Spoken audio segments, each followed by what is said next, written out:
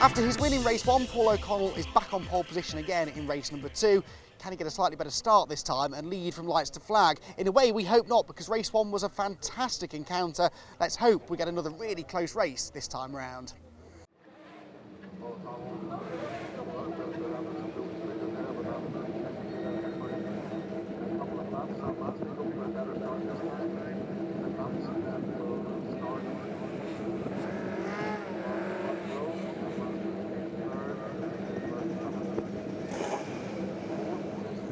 Cars are winning up then, but there's drama already. Barry Rabbit, podium finisher in our first race, is not on the grid. He's going to be a pit lane starter. The rest of them, though, launch off the line down to the first corner. And the resumption of the battle then between Eamon Matheson and Paul O'Connell begins, with Matheson grabbing the lead into turn number 1, as he did in race number 1. The front of the car sparking on the bumps there into Colonial for the first time. So Mansfield way better this time as well. He's in 3rd position. He's definitely got a shot at challenging for a victory here, I'd say. Arguably the second fastest car after the World Series by Nissan machine of Paul O'Connell, but we didn't get to see the best of it in race number 1 because he had that stall at the start of the race. With the chicane they go then, so it's Matheson from O'Connell, from Mansfield the top 3. Faherty is there in 4th position. There's the view down the back straight as they race towards us, and Paul O'Connell ready looking to the inside. Now Paul has put some sticker tyres on that car for race number 2. He's chasing that lap record. He got reasonably close in race number 1. His fastest lap was a 53.2, but that was actually still a couple of seconds away from the outright lap record. And the fresh tyres maybe power him to an even faster lap. Well, right now his main priority is getting himself ahead of Eamon Matheson, because in clean air, that's by far and away his best opportunity to set some quick lap times, and he's not in clean air at the moment. He's stuck in the turbulent air, being left behind by the 51 machine. As he heads through Fisherman's now, down to the chicane, so Paul O'Connell won't want to waste too much time here. If he can get through, then he will want to do so at the first possible opportunity. Through the chicane again, then down the back straight. Watch out for Mansfield. We don't really know how his car compares to the 2 in front of him, because they were never that close together in the previous race, but this time around they are sharing the same bit of tarmac more or less. Faherty's still 4th, with John Stewart, I believe, rounding out the top 5 as they come through at the end of lap number 2 then. Leading, 2nd for O'Connell, 3rd place for Mansfield. Spreading themselves out a little bit at this stage, but I do anticipate that O'Connell will have the pace over Matheson. We saw in race 1 that his big advantage was under braking, went around the outside of this corner, Colonial, to get the lead in race number 1. Wasn't close enough for any similar heroics this time around, but he is closing over this lap. Paul O'Connell, who also, as we said, is on the verge of taking the championship beyond anyone else's reach this weekend. He could do it if he gets a really good result in this race. So he'll have that in the back of his mind, but he'll also want a good race. He'll want to try and get that lap time as well. Down the back straight he goes then. We know that Matheson's car has the edge in a straight line, but they don't take long to get down that straight, these cars. And so not much scope actually for much slipstreaming to go on. Down to the final corner then. 3 completely different cars, distinctive sounding cars as well.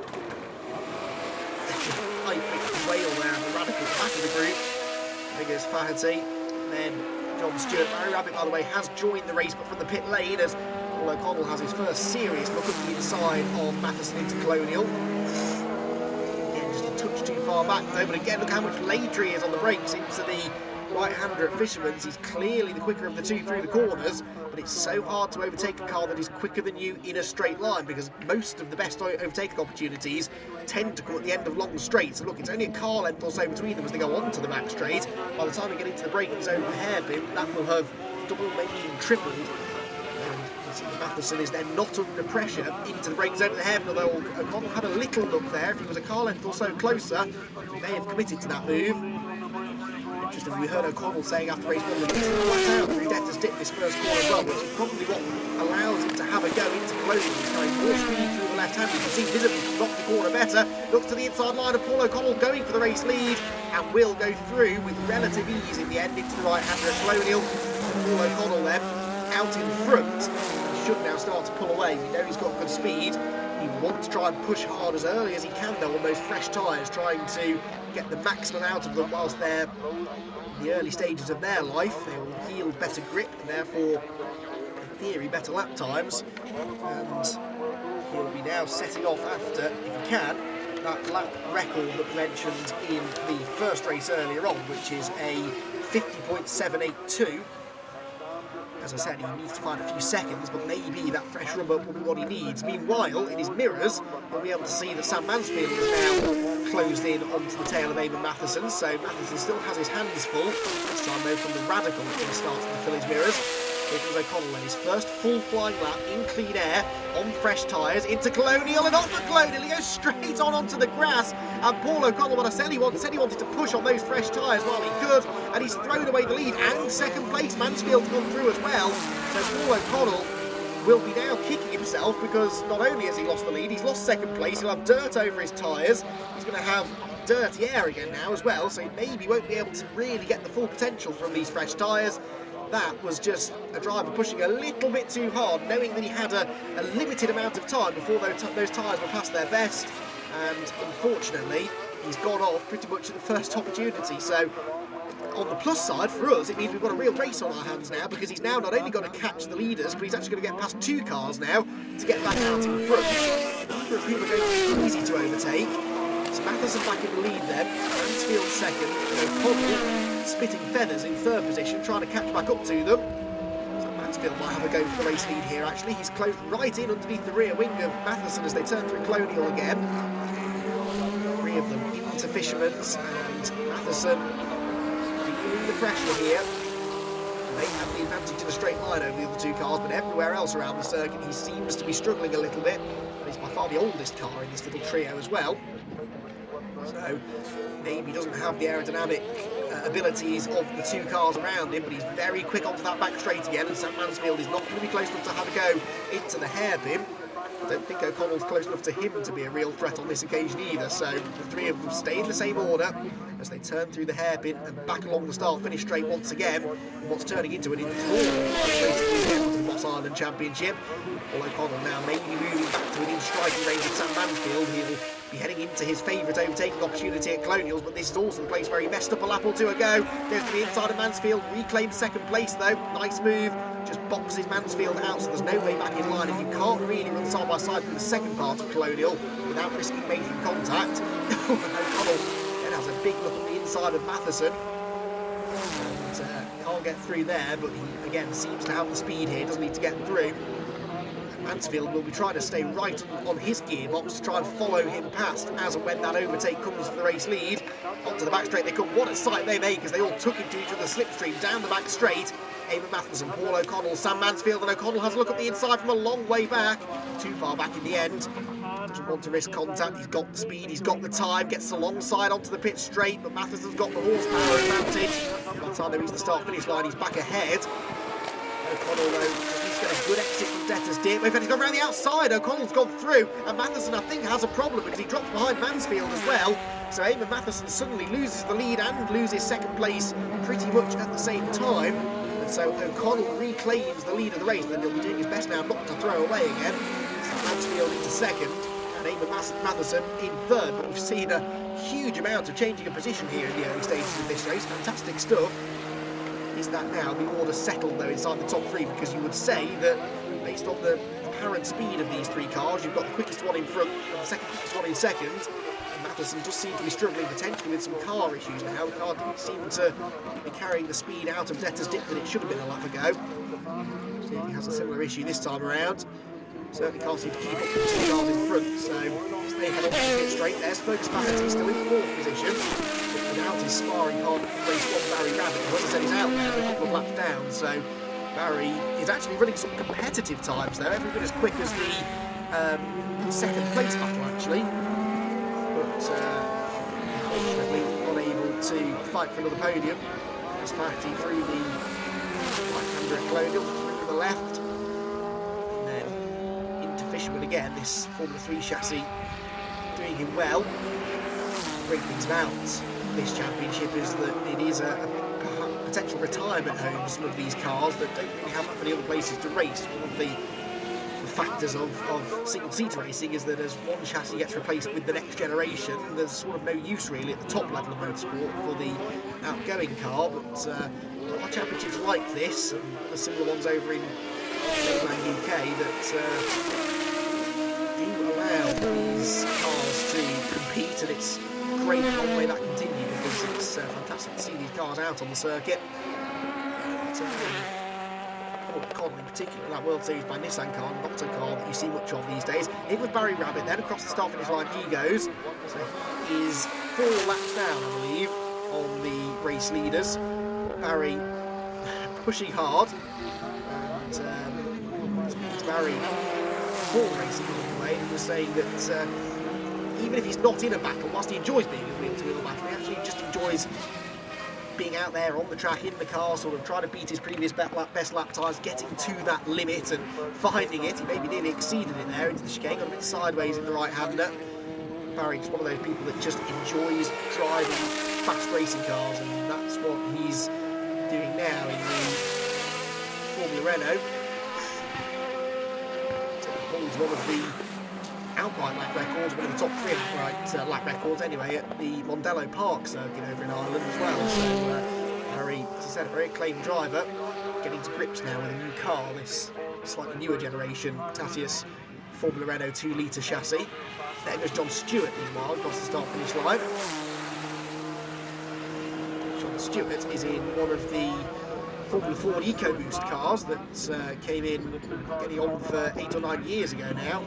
It's replaced the more traditional Formula Ford 1600 litre, 1600cc car, sorry, and wasn't terribly popular with enthusiasts of Formula Ford 1600 racing, but it's morphed through one form or another now into the British Formula 4 Championship, still using EcoBoost engines from Ford.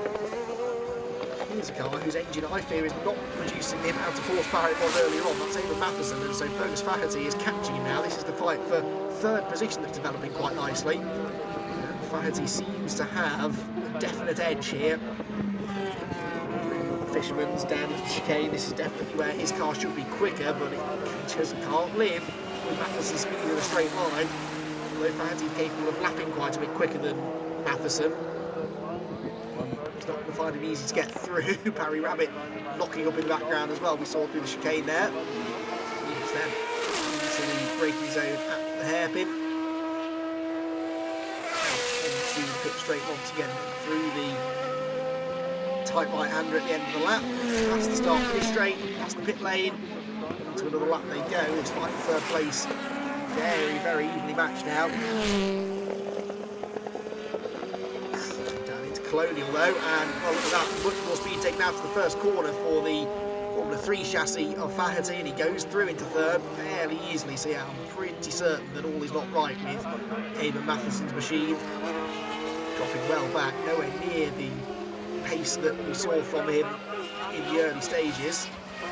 As far as O'Connell is concerned, by the way, his fastest lap at the moment is a low 53, so he's going fractionally quicker than he was in race number 1. We're not quite getting into the 52-second bracket yet, certainly nowhere near the flat 50s, so that record possibly won't be going his way, but still setting an impressive pace, well over 100 miles an hour average speed that around this very high-speed circuit, in fairness. Across the line then goes this fight for 3rd, and Matheson trying his best here to have a go at getting back ahead of Faherty, but as soon as they get to a corner, the Formula 3 car runs rings around it, so maybe it's not the engine that's the issue for Matheson, maybe it's just a lack of grip. He's struggling already through the corners, that car, and it seems to be a situation that's improving.